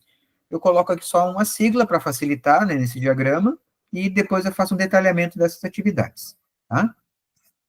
Então, a gente precisa fazer, e inclusive isso é o trabalho final da disciplina, onde vocês vão fazer um projeto de um software. Lembrando que nessa disciplina não tem que implementar o software. Eu tenho que codificar? Não, eu faço só o planejamento, né? Entre o que vocês vão fazer, né? A gente vai depois vendo na aula as ferramentas. Uma das coisas que vocês vão fazer é o cronograma, ou seja, vocês vão estabelecer o tempo. Nós vamos fazer um projeto de um software. Em quanto tempo eu vou desenvolver esse software? E aí, dentro desse tempo que vocês vão estabelecer, nós vamos colocar todas as atividades. Então, nesse diagrama aqui, ó, que tem as tarefas e tem aqui a métrica do tempo, o número de colunas aqui vai depender do tempo que vocês definiram e da métrica. Eu vou fazer o meu projeto de software em 6 meses. E eu vou colocar aqui nesse histograma em mês. Então, vai ter 6 colunas. Mês 1, mês 2, mês 3, mês 4, 5 e 6. Não, eu vou colocar em quinzenas. Então, se são 6 meses, vai dar 12 quinzenas. Eu vou ter 12 colunas. Eu vou colocar em semanas. Cada mês tem 4 semanas, geralmente 4 semanas e meia, né? Vamos pensar em 4 semanas. 6 meses vezes 4, 24. Aí o meu diagrama ia ter 24 colunas. Então, vai depender de como é que vocês vão estabelecer esse tempo para fazer o projeto, tá? Aí a gente define o que vai fazer, quais são as atividades que compõem esse nosso projeto, e quais são os nossos marcos, o que vai definir que eu terminei essa atividade. Terminei a análise de requisitos, um documento para mostrar os requisitos. Terminei a modelagem de banco de dados, finalização é o diagrama de entidade de relacionamento. Terminei a modelagem do software, a finalização é o diagrama de classes e os diagramas de caso de uso. Terminei a codificação do software. Em algum momento eu vou dizer assim, codificação do software concluída. Terminei a fase de testes. Então, eu vou determinar, para eu, como gerente de projetos, poder acompanhar, né, se terminou, e se terminou dentro do prazo previsto, que é outra coisa importante, né? Nós determinamos que no nosso projeto que ia durar 6 meses, nós íamos terminar toda a fase de modelagem no primeiro mês. Eu, como gerente de projetos, vou olhar as atividades, vou olhar os marcos, que identificam que eu terminei a modelagem, e vou verificar se nós cumprimos o nosso cronograma. Se não cumprimos o cronograma, eu vou ter que pensar em um novo planejamento. Na verdade, não é um novo planejamento, eu vou replanejar, né? O que eu vou ter que mudar para que eu continue com o meu projeto dentro do tempo previsto. Eu tinha previsto 6 meses, o primeiro mês só para modelagem, não consegui concluir a modelagem no primeiro mês. Eu vou ter que diminuir o tempo das próximas atividades para poder continuar encaixando naquele tempo. E aí lembre, né? Tempo, escopo e custo são a chamada tripla restrição. Se eu tiver algum problema e eu tiver que esticar o tempo, significa esticar o custo.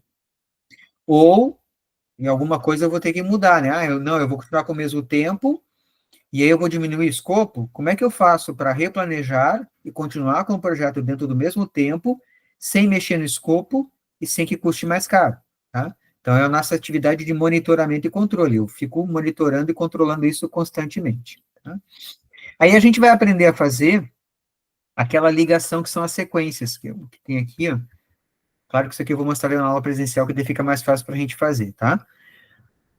Como é que eu sei que para chegar no T3, que é a tarefa 3, eu dependo do marco 1, e o marco 1 é o resultado do T1, que é a tarefa 1. Nós, como equipe do gerenciamento de projetos, que vamos definir isso. Tarefa, qual é a duração, que é o tempo, e quais são as dependências, se essa tarefa depende ou não de outra. Por exemplo, aqui, ó, T2, eu estou estimando, né, uma estimativa de que a nossa equipe precisa de 15 dias para fazer a tarefa 2. Dependência não tem nada, ou seja, essa tarefa não depende de nenhuma outra. Ela não tem uma entrada, uma fase anterior. Aí eu tenho aqui, por exemplo, T3, ó, duração de 15 dias, ela depende da tarefa 1. Por exemplo, para eu criar o banco de dados, que foi aquela pergunta que eu fiz para o Juliano, eu vou criar o banco de dados lá no SGBD. Para eu criar o banco de dados, que é a tarefa 3, por exemplo, eu dependo da tarefa 1, que é o modelo do banco de dados, que é o diagrama de entidade de relacionamento, que pode ser o meu marco. Eu terminei a modelagem de banco de dados e entreguei o diagrama de entidade de relacionamento. Eu preciso, então, a tarefa 3, que é criar o banco no SGBD, depende da tarefa 1. Se por acaso a tarefa 1 atrasar, ó, a tarefa 1 estava prevista para 8 dias. Se essa tarefa atrasar, a minha 3 vai atrasar também, tá? Porque ela depende uma da outra.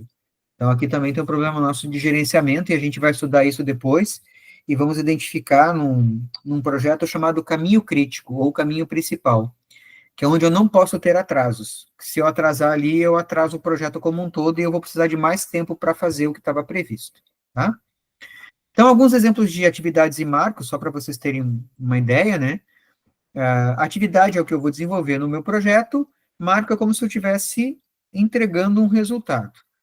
Esse resultado não precisa ser um resultado que eu vou entregar para o cliente. Algumas vezes pode ser um resultado interno. Então, nem sempre os resultados lá dos meus desenvolvimento de software podem ser coisas que o cliente vai entender. Eu vou entregar para o meu cliente o diagrama da OML com o diagrama de classes. Ele não vai entender, né, o que é um diagrama de classes, o que é um método, o que é herança.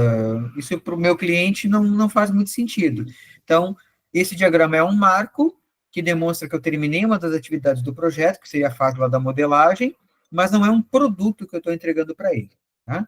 Então, um produto é um resultado que eu entrego ao cliente.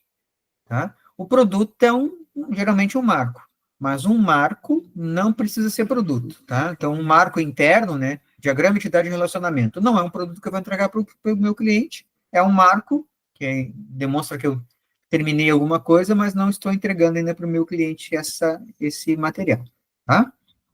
Então, aqui tem uma bibliografia recomendada, além da que tem lá no Moodle também, caso vocês queiram estudar um pouquinho mais. E espero que na semana que vem a gente se veja pessoalmente, né? Acho que eu consigo voltar para minhas aulas presenciais, graças a Deus, tá? E aí a gente vai na aula que vem trabalhar um pouquinho com ferramentas. Inclusive esse diagrama de redes que daí eu vou fazer com vocês na aula, que fica mais fácil de fazer no quadro e fazer um exercício do que fazer só aqui na aula online, tá ok?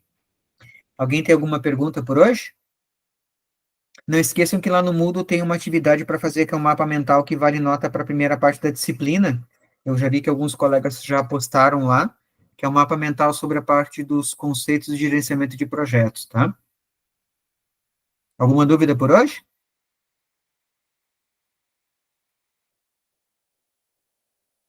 Tudo certo, não, acho que tá tranquilo, professor. Tudo tranquilo? Boa. Então, se não tem dúvida, Sim, por hoje. Nos vemos beleza. na próxima sexta-feira, então. Bom final de semana, feriado. Boa Bom feriado recuperação. amanhã. Boa noite, bom final de semana. Bom final de semana. Nos vemos sexta-feira que vem, então. Boa noite, professor. Até Boa mais. Bom final de semana. Falou, professor. Boa noite. Boa noite.